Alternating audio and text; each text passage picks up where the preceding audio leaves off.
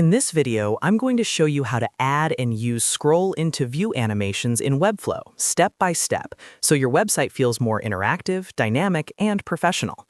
Scroll animations are a great way to guide user attention, improve engagement, and make your designs feel alive without writing any custom code. Whether you're building a landing page, portfolio, or client site, this is a must-know Webflow feature. If you find this tutorial helpful, make sure to hit the like button, subscribe to the channel, and turn on notifications so you don't miss future Webflow tutorials. All right, let's jump right in. First, open Webflow and navigate to the site where you want to add the scroll animation.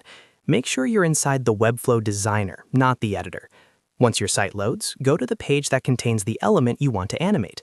This could be a heading, an image, a button, or even an entire section. Click directly on that element so it's selected on the canvas. With the element selected, move over to the right-hand side panel in Webflow. Here, click on the Interactions tab, which is represented by a lightning bolt icon. This is where all animations and interactions are created and managed in Webflow. Inside the Interactions panel, look for the Element Trigger section. Click on the plus icon to add a new trigger. From the list of available triggers, choose Scroll into View. This trigger fires automatically when the selected element enters the viewport as the user scrolls down the page. Once you select Scroll into View, Webflow will prompt you to select an action. Click on the option that says Select an Action. This is where you define what animation actually happens when the element scrolls into view. From the list of available actions, choose Slide. The slide animation is a great starting point because it's simple, clean, and works well for most layouts.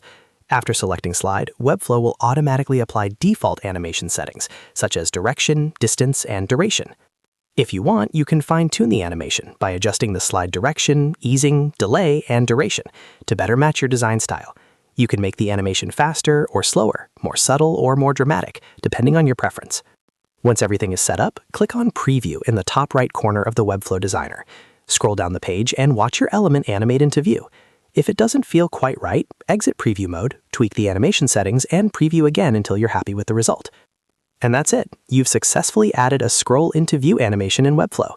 You can repeat this process for other elements across your site to create a consistent and engaging user experience.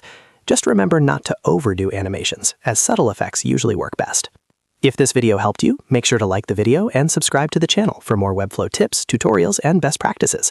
Thanks for watching, and I'll see you in the next one.